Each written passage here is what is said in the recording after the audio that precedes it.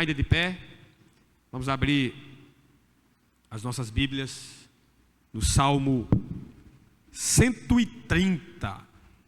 Nós vamos meditar um pouco. Eu estou ficando velha, cada dia o negócio está escurecendo aqui, viu? A visão está indo embora. De longe ainda estou vendo bem, mas de perto o negócio está... Vou ficar igual um pastor aqui em Campina, que ele prega assim. Ele olha assim e fica olhando assim. Salmo 130. Vamos ler? Diz a palavra do Senhor. Eu estou lendo na revista atualizada. Ok? Diz a palavra do Senhor. Das profundezas clamo a ti, Senhor. Escuta, Senhor, a minha voz. Estejam alertas os teus ouvidos às minhas súplicas. Se observares, Senhor, iniquidades, quem, Senhor, subsistirá? Contigo, porém, está o perdão, para que te temam. Aguardo, Senhor, a minha alma o aguarda. Eu espero na sua palavra. A minha alma anseia pelo Senhor, mais do que os guardas pelo romper da manhã. Mais do que os guardas pelo romper da manhã. Espere Israel no Senhor, pois no Senhor a misericórdia, nele copiosa redenção. É Ele quem redime a Israel de todas as suas iniquidades. Vamos orar mais uma vez. Senhor, nós estamos aqui diante da Tua palavra. Ela foi inspirada pelo Teu Santo Espírito. Nós dependemos do Teu Espírito para entendermos ela e para internalizarmos ela no nosso coração, Senhor. Ó Deus, está aqui o Teu povo, a Tua igreja. Fala-nos nessa noite, por meio da Tua palavra. Nós possamos ser abençoados, Senhor, edificados e fortalecidos. É isso que nós te pedimos, Senhor. No nome de Jesus. Amém. Pode sentar.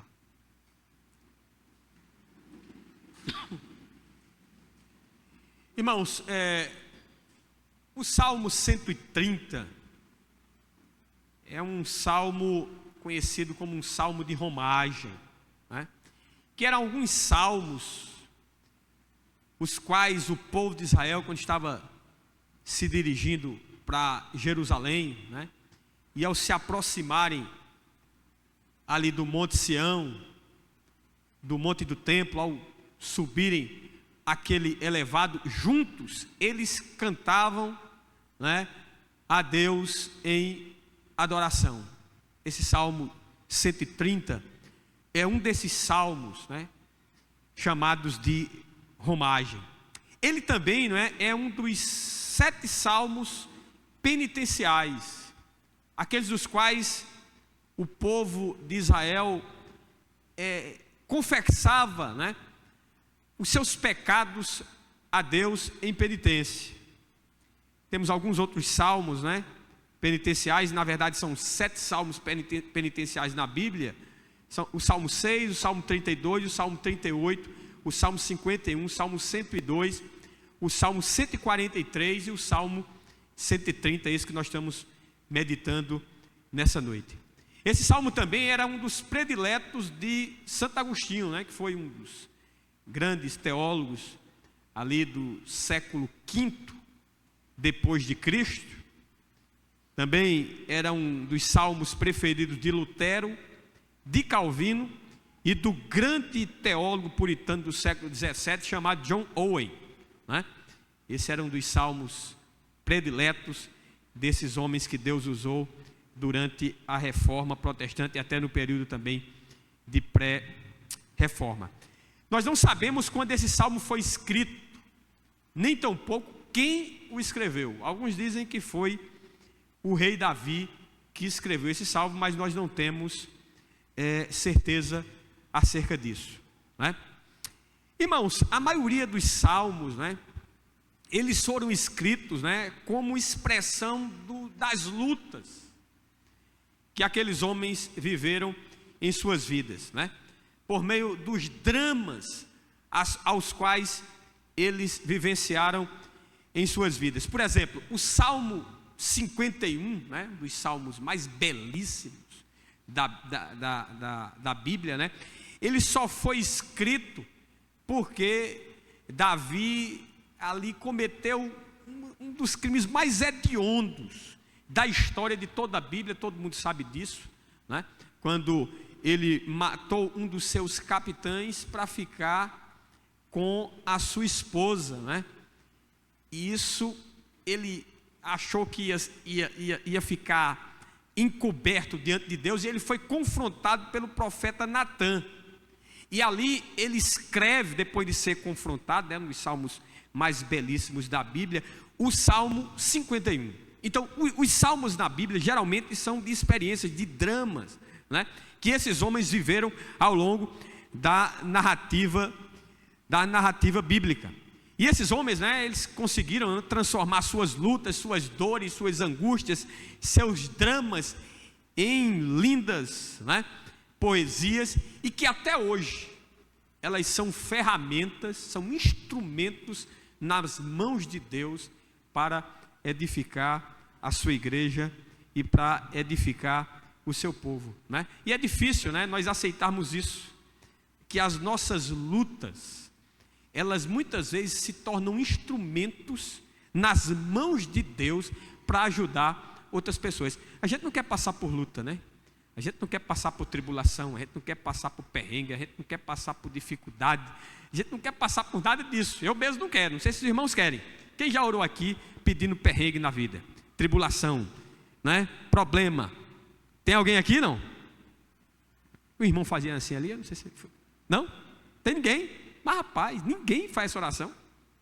Mas é por meio dessas coisas que muitas vezes Deus vai nos usar para ajudar outras pessoas. E assim aconteceu na história dos escritores desses salmos. E sem essas lutas e perrengues e batalhas e angústias e dramas e dores, nós não teríamos aqui muitos desses salmos que nos abençoam e nos edificam e servem para o nosso elevo espiritual. E eu dividi esse Salmo 130 em 4 partes. A primeira parte vai do verso 1 ao verso 2, e eu destaquei como sendo um clamor de um aflito. Eu separei em 4 partes, e a primeira parte desse salmo eu batizei como sendo o clamor de um aflito. Eu vou ler mais uma vez, né, o texto, verso 1 e verso 2, que diz: das profundezas clamo a ti, Senhor. Escuta, Senhor, a minha voz. Estejam alertas os teus ouvidos às minhas súplicas. Irmãos, a Bíblia não diz, né, a razão por esse homem fazer esse clamor. Uma coisa é certa: ele estava num estado de profunda tristeza. O texto diz: das profundezas clamo a ti. A sensação do salmista era alguém que estava naufragando, ou havia naufragado e havia sido engolido pelas águas. O seu sentimento era de alguém que sabia que não conseguiria sair sozinho dessa situação. Era de alguém que nas quais as suas forças haviam acabado. Os seus recursos haviam se esgotado. Não havia nada firme, né, no qual ele pudesse se firmar ou segurar e se sentir seguro. Alguns comentaristas afirmam que esse sentimento do salmista, ele veio advindo, né, de algum pecado que ele havia cometido. E isso fez com que ele se sentisse nas profundezas, né? E ele, nesse texto, né, mesmo nesse estado, ele, na sua fraqueza, ele busca o Deus onipotente, né? Infelizmente, né, é triste isso. a gente muitas vezes só busca ter uma vida de oração, de intimidade com Deus, quando o problema bate a porta. Nós deveríamos ser inteligentes. Ao invés de esperar o problema bater a porta, se encontrar num estado no qual esse homem estava aqui vivenciando, para poder buscar a Deus, nós poderíamos nos antecipar e buscar a Deus antes que o problema bata a nossa porta. No verso 1 ele diz, né? Das profundezas clamo a ti. Interessante, que ele sabia que mesmo dentro das profundezas, né, talvez do seu pecado, Deus poderia ouvi-lo. Isso é um sentimento que só um crente pode ter, né? Mesmo no estado de pecado, o Espírito Santo vai inquietar o seu coração, o seu íntimo, e ele sabe, ele é consciente que só Deus pode tirá-lo dessa situação, e mesmo ele estando nesse estado, Deus não vai rejeitar a sua oração, não vai tapar os seus ouvidos. Isso é algo extraordinário, né? É algo maravilhoso. Essa é a primeira coisa que eu queria destacar aqui. Essa é a primeira parte que eu vi aqui nesse texto. Nos versos 3 e 4, né? Nos versos 1 e 2, nós vemos um clamor. Nos versos 3 e 4, nós vemos um homem argumentando com Deus. Vamos ler? Se observares, Senhor, iniquidades, quem, Senhor, subsistirá? Contigo, porém, está o perdão, para que te temam. Irmãos, o que é que o salmista está dizendo aqui? Irmãos, se Deus fosse pesar, passar uma régua, colocar numa balança as nossas fraquezas, os nossos pecados, as nossas iniquidades,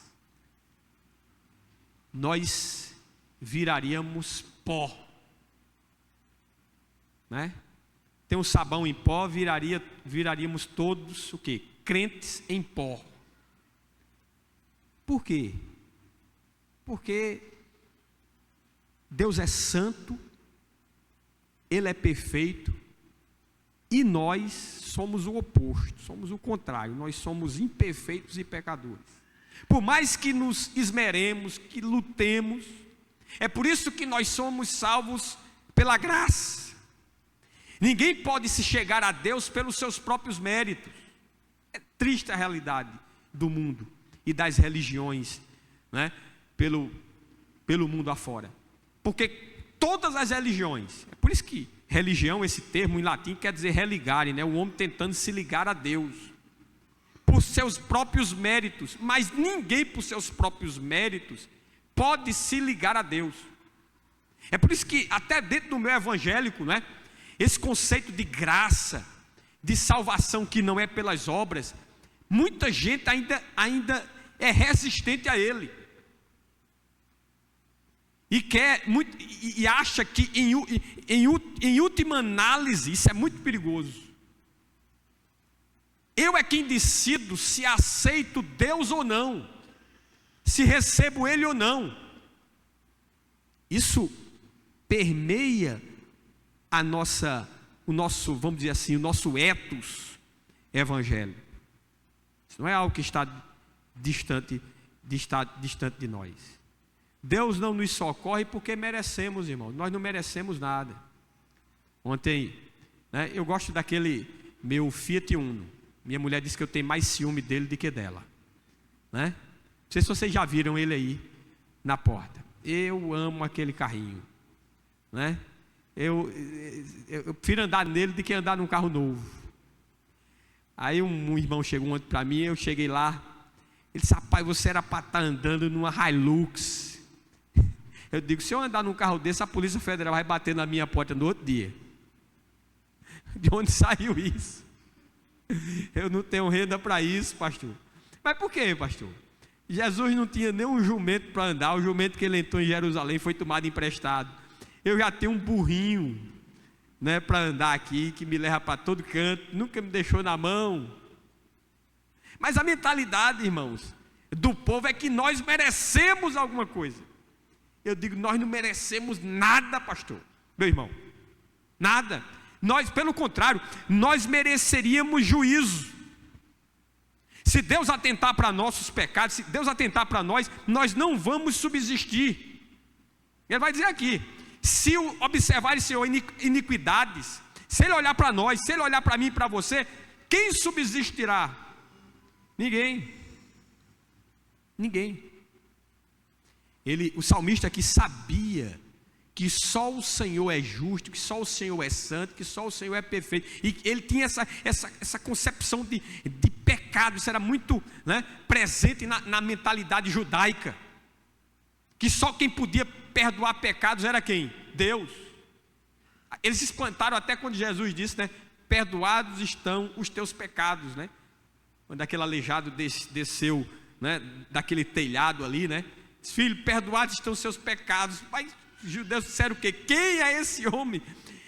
Quem ele acha que é para perdoar pecados? Mas ali estava o próprio Deus encarnado. Eles não tinham essa percepção. Interessante, irmãos, que o salmista aqui, ele não tenta se defender. Geralmente, quando alguém é confrontado, né? Raramente alguém confessa um pecado. Mas quando é pego num pecado, aí vem. Ele às vezes até confessa, mas veja bem, pastor, quando vem esse mais, meu amigo, ele está tentando o quê? Se justificar. É por isso que Davi era um homem segundo o coração de Deus. Por quê? Porque quando Natan confrontou ele disse o quê? Pequei contra o Senhor. Ele reconheceu o erro dele. É difícil reconhecer esse erro. Geralmente é a síndrome de Adão, né? Foi a mulher que me deste, culpou Deus. E a mulher, foi a serpente, culpou o diabo. Nunca se assume geralmente a responsabilidade diante de seus atos, diante das suas escolhas, diante de seus erros, diante de seus pecados. Esse homem aqui, né, ele não tentou se justificar diante de Deus. Ele não tentou se desculpar, ele não arrumou nenhuma justificativa, ele não culpa um terceiro, ele nem tampouco minimiza a sua culpa. No verso 4, né, a parte A diz, contigo porém está o perdão. Ele deixa claro aqui, irmãos, que Deus, né, ele poderia nos destruir por causa da sua justiça. Mas também ele sabia que Deus poderia liberar seu amor por meio do perdão. Geralmente, né, a gente vai de um extremo a outro, né? Deus é amor, é fato. Mas Deus também é o quê? Justiça. Se Deus nos tratasse apenas por meio da sua justiça, nós não estaríamos aqui. Mas Ele nos tratou segundo o seu amor. Por quê? Porque Ele nos deu o meio pelo qual nós poderíamos ser aceitos por Ele. Quem foi? Jesus Cristo, seu próprio Filho. O perdão dado por Deus não foi, irmãos, um ato arbitrário da sua soberania. Deus poderia ter nos perdoado sem seu Filho ter pago com seu sangue, ter pago a dívida, ter pago o preço. Ele tem poder para isso? Tinha e tem, mas a gente não pode se esquecer que Deus é amor, Deus é justiça, e Deus também é o que? Santo. E a sua santidade exigiu que um preço fosse pago, para que o meu pecado e o seu pecado, ele fosse esquecido. Ele teria que ser imputado em alguém, não podia ser imputado em qualquer outro ser humano, porque qualquer outro ser humano é tão pecador quanto nós. Teria que ser imputado num representante que fosse perfeito, sem mácula, sem mancha, sem pecado. Quem foi esse representante? Quem foi? Ninguém sabe? Cristo. Vocês estão tímidos, é? Quem foi? Pode ser melhor. Quem foi, irmãos? Cristo, irmãos. Foi Cristo.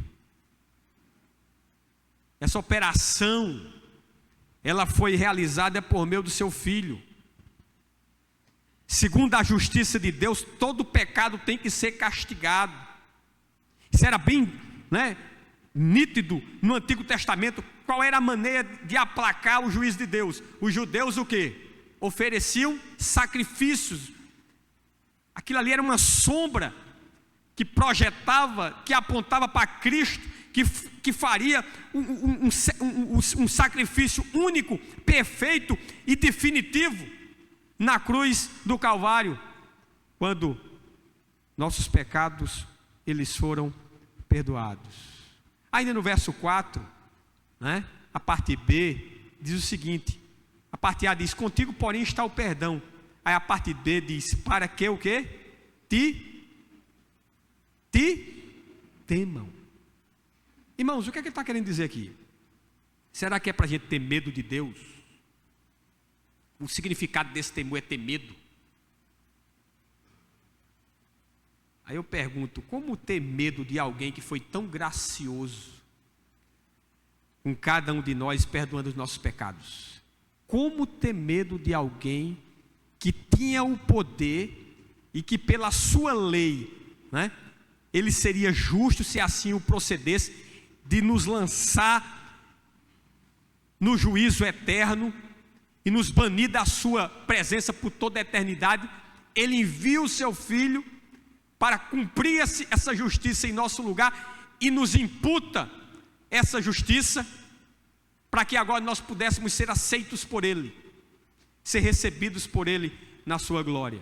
Como ter medo de alguém tão gracioso, de alguém assim? Não é isso que o texto está falando. Porque tem gente, irmãos, que serve a Deus com medo do inferno, para não ir para o inferno.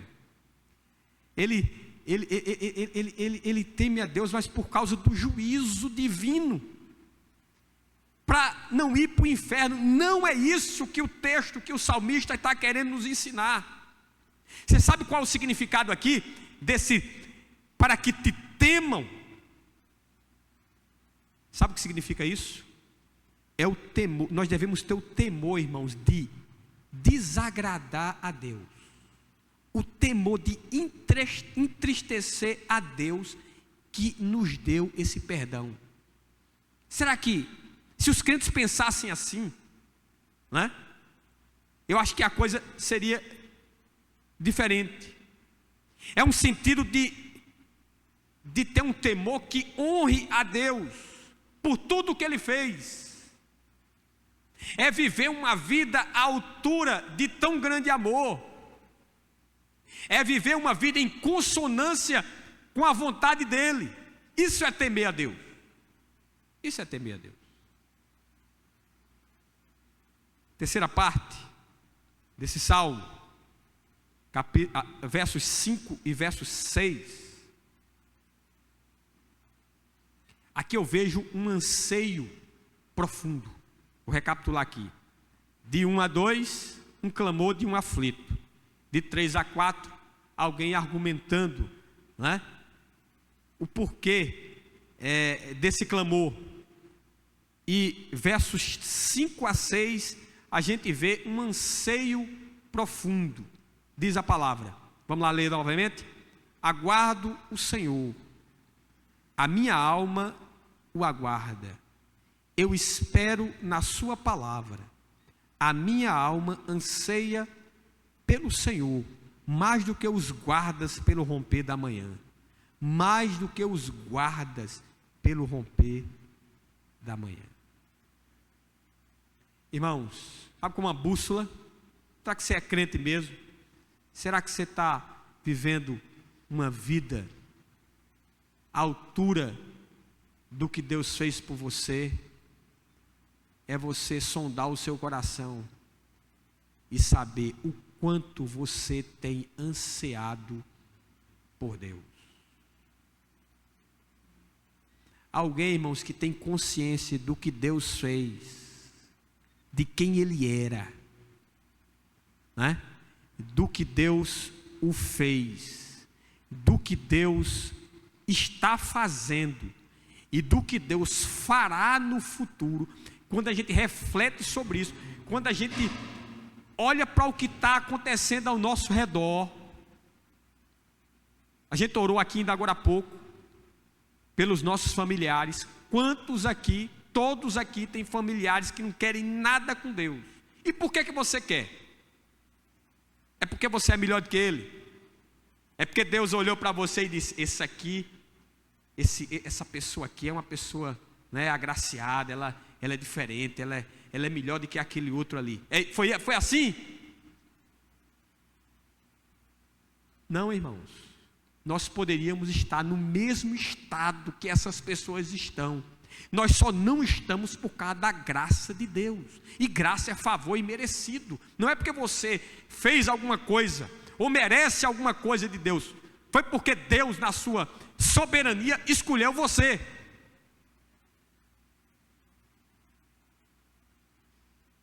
E isso deveria nos levar a ansiar intimamente por estar com o Senhor.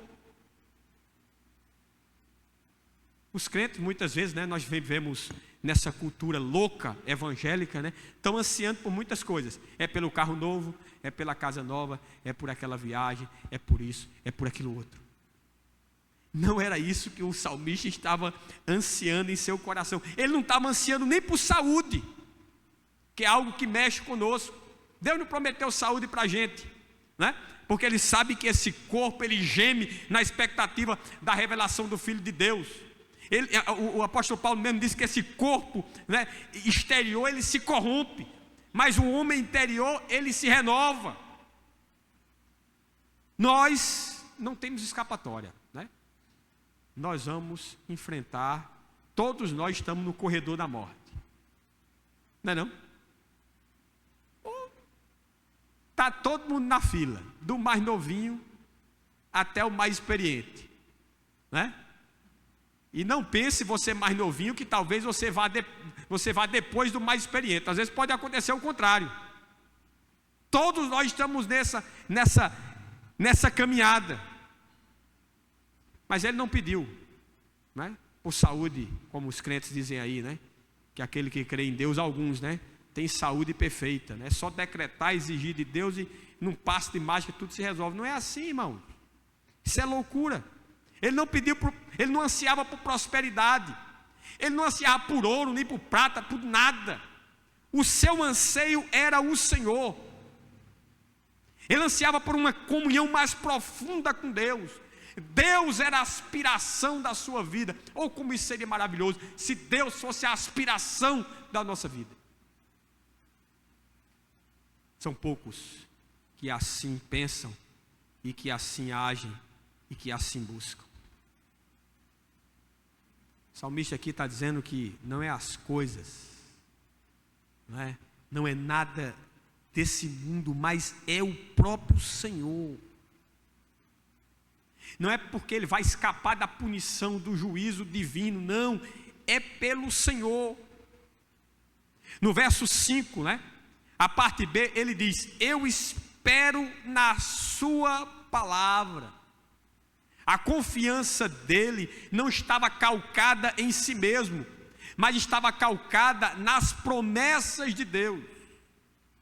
Os discípulos de Jesus, quando eles estavam ali angustiados, porque Jesus estava ali preparando eles para a sua partida, eles ficaram angustiados. Jesus disse: olha, vocês não devem estar com o coração turbado, ou seja, preocupado. Vocês têm que crer em Deus e em mim, porque na casa de meu pai tem muitas moradas. Isso é um refrigério, para quem paga aluguel, Na casa do pai tem muitas moradas. Se assim não for, eu vos teria dito, pois vou preparar-vos lugar. E quando eu for e vos preparar lugar, voltarei e vos receberei para mim mesmo, para que onde eu estou, estejais vós também. Amém? Isso é maravilhoso. Onde Cristo está, um dia nós estaremos também. A gente deveria pensar mais nessas promessas. Deveríamos meditar mais nessa palavra. No verso 6, o salmista expressa a sua espera ansiosa pelo seu Deus. O texto diz: a minha alma anseia pelo Senhor, mais do que os guardas pelo romper da manhã, mais do que os guardas pelo romper da manhã. Naquela época, irmãos, as cidades, elas tinham muralhas, né? Era uma forma de proteção. E o guarda, né, o sentinela, ele ficava nessas muralhas, às vezes numa torre, vigiando a cidade durante a escuridão da noite. Você imagina, naquela época não tinha luz elétrica, né? A escuridão, dependendo da noite, se não tivesse lua, se tivesse nublado, a escuridão era tremenda. E cabia a esses sentinelas ficarem com seus olhos bem atentos, os olhos abertos, sem cochilar. Por quê? Porque a segurança da cidade dependia deles. Porque se os inimigos chegassem à porta, antes deles chegarem, o guarda tinha que dar o alerta à cidade, ao povo. Então, eles não, vamos dizer assim, pestanejavam, eles não davam um cochilo, e tinha penalidades severas para isso, se alguém fosse pego nesse estado.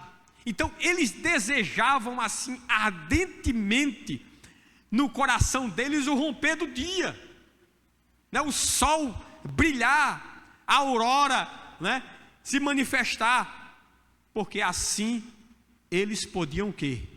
Descansar.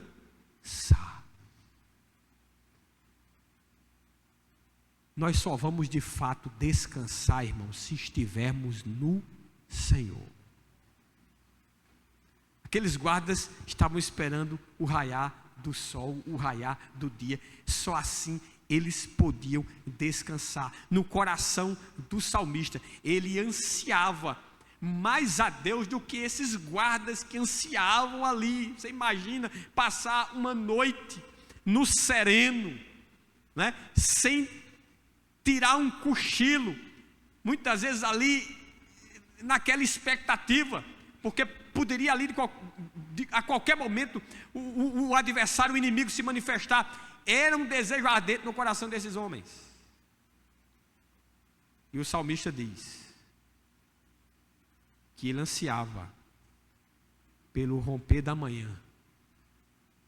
Ele ansiava pelo Senhor mais do que o romper da manhã. Irmãos, nós temos que pedir a Deus para ter esse sentimento. A começar por mim. Quanto tempo a gente não perde em rede social, irmãos? A gente, na brincadeirinha ali, a média no Brasil é que as pessoas usam em torno de 3 horas por dia de rede social. Imagina se a gente usasse 3 horas por dia para estudar a Bíblia, para orar. Irmão, desses bancos aqui estava crente dando pipoco, cheio. Mas a gente muitas vezes tem levado uma vida de mediocridade espiritual, porque só lemos a Bíblia quando vemos para a igreja, só oramos a Deus, se ora quando estamos aqui em comunidade. Durante o dia não temos um momento de oração, durante o dia não temos um momento de meditação na palavra.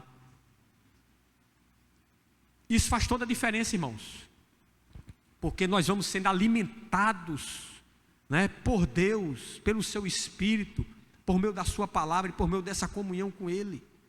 Muitos problemas que nós temos nas igrejas hoje é fruto de uma vida espiritual medíocre.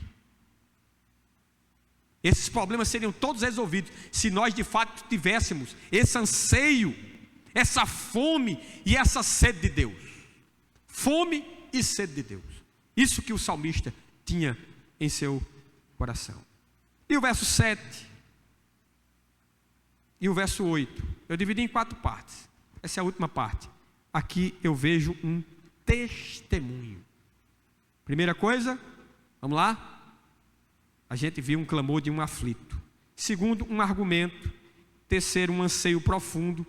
E quarto, um testemunho. Vamos ler novamente, versos 7 e 8. Espere Israel no Senhor, pois no Senhor há misericórdia, nele copiosa redenção. É Ele quem redime a Israel de todas as suas iniquidades. O que é que a gente aprende aqui, irmão? O que é que a gente aprende? A primeira coisa, que aquele que experimentou da graça de Deus não se contenta em mantê-la só para si. Aí eu pergunto a você, você tem manifestado para outras pessoas aquilo que Deus tem feito na sua vida? Eu sei que tem crente que é agente secreto, né? 007, dava para trabalhar, né, naqueles filmes lá. Não fala, nem testemunha. Às vezes se imiscui nas mesmas práticas do mundo. Faz questão até disso. Porque são poucos, irmãos, que querem sofrer o opróbrio de Cristo, que querem ser taxados, né, por esse mundo de pessoas retrógradas, ultrapassadas, né,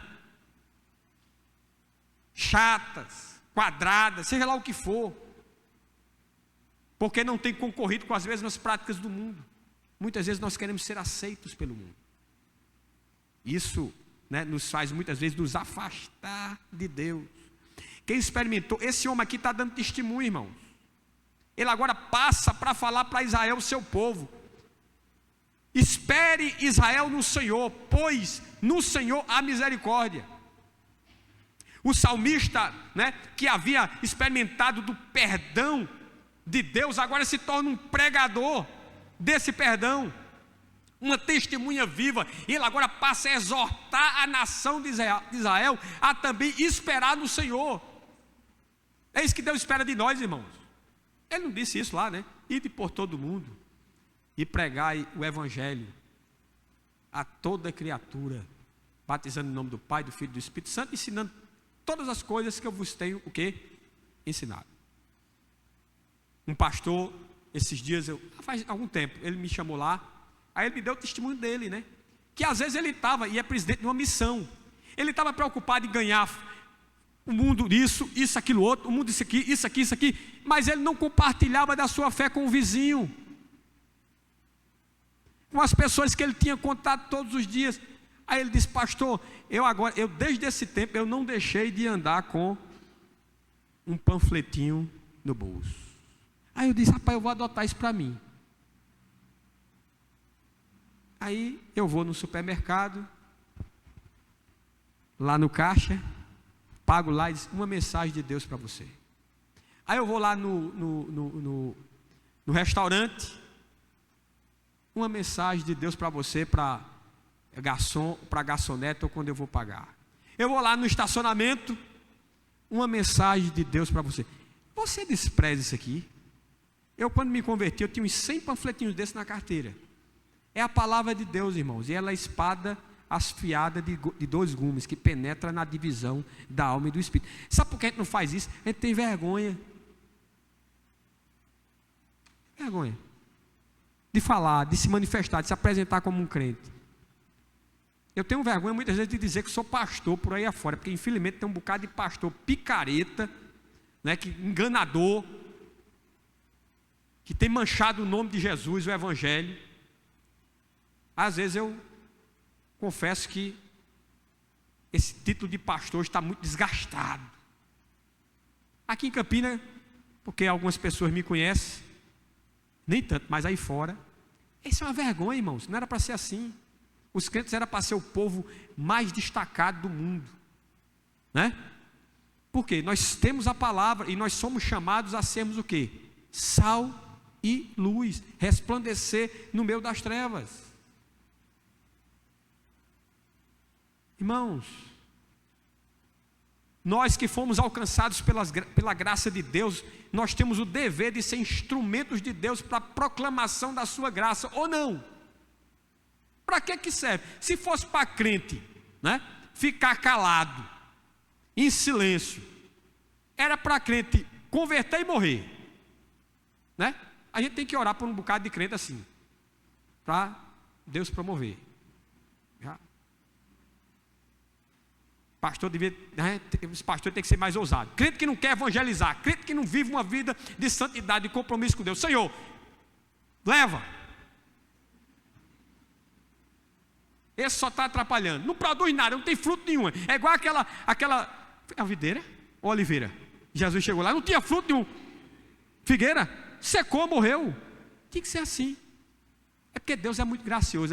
Se fosse depender de eu, de Faber, meu Deus, já tinha crente ido. Talvez até eu mesmo, se esse fosse o primeiro, né? Porque eu mesmo nem me suporto às vezes. Minha mulher, que está em casa, não pôde vir hoje, né? Ela está escutando, ela está assistindo. Ela sabe muito bem quem é eu, de Fábio, mais do que qualquer outra pessoa nesse mundo. O salmista proclama a misericórdia de Deus. Ou seja, ele diz aqui, né? Deus não nos trata, irmãos, segundo os nossos pecados, mas segundo a bondade, a sua bondade, a sua longanimidade, a sua misericórdia. A expressão aqui, copiosa redenção, reluz brilhantemente contra a escuridão do começo do Salmo.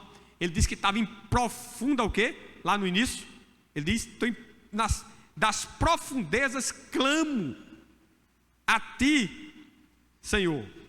E aqui no verso 7, né, na última parte, ele diz, né? Nele copiosa redenção. Veja como mudou, né? Aquele que estava em profunda escuridão no início do Salmo, agora já está falando em copiosa redenção. No verso 8, né, o salmista aponta para uma verdade consoladora, né, quando ele diz, é Ele quem redime a Israel de todas as suas iniquidades. Irmãos, a Bíblia diz que o salário do pecado é a vida, não é isso? Amém? O salário do pecado é o quê? A morte. Mas o dom gratuito de Deus é o quê? A vida eterna. A vida eterna. Deus redime Israel de todas as suas iniquidades. Irmãos, foi Jesus que suportou o juízo de Deus para que nós pudéssemos desfrutar dessa graça. Foi Ele que redimiu o seu povo de todas as suas iniquidades. Foi Jesus que morreu pelos nossos pecados e ressuscitou para a nossa justificação, como diz em Isaías 53, verso 5, diz o seguinte, mas Ele foi transpassado pelas nossas transgressões e moído pelas nossas iniquidades, o castigo que nos traz a paz estava sobre Ele, e pelas suas pisaduras fomos sarados. É por isso que nós temos que ser um proclamador, entusiasta, um crente vibrante, irmãos. Isso foi nos dado de graça, mas que custou o sangue, o martírio daquele que não merecia sofrer o martírio nem derramar o seu sangue, porque Ele é santo. E eu quero finalizar aqui, né, com uma pergunta. O que aprendemos com esse salmo, irmão? Primeira coisa, não importa o quão profundo seja o abismo no qual nos encontramos, Deus sempre estará com seus ouvidos atentos ao nosso clamor, à nossa oração. Eu não sei, eu não lhe conheço, Deus lhe conhece. Eu não sei qual é a enrascada que você se meteu, mas se você clamar a Deus em arrependimento, em oração, Deus vai lhe ouvir e vai mudar a sua realidade, transformar a sua vida. Não sei qual é, Deus sabe. Segunda coisa, não há nada mais importante na vida do que ter nossos pecados perdoados por Deus. Esse é o nosso bem supremo. Você é uma pessoa abençoada. Você é uma pessoa mais do que abençoada. Você é uma pessoa feliz. Você é uma pessoa mais do que feliz. Você pode morar debaixo de uma choupana, mas se você teve os seus pecados perdoados, você é uma pessoa mais que abençoada, mais que feliz. Basta isso. Você pode não ter saúde, você pode não ter dinheiro, você pode não ter nada, mas se você tem o perdão de Deus na sua vida, isso é o que você tem de mais importante. Segunda coisa. Terceira coisa, Deus, o Senhor, tem que ser o nosso maior anseio. O maior anseio da nossa vida tem que ser o Senhor. Não é dinheiro, não é riqueza, não é casamento, não é filho, não é passar naquele concurso. Não. Essas coisas são importantes. Mas não deve ser a coisa principal na nossa vida, não deve ser aquilo que anseia, que norteia a nossa existência e o nosso coração. Quarta coisa. Nós devemos proclamar aos quatro ventos tudo aquilo que Deus fez, tem feito e fará por nós. Amém? Por aquilo que Deus fez, tem feito e fará por nós. Deus quer usar a sua vida para alcançar outras pessoas. Deus quer usar a sua vida para glorificar o seu nome, não o nosso nome, o nome dele. Que Deus possa aplicar essa palavra em nosso coração.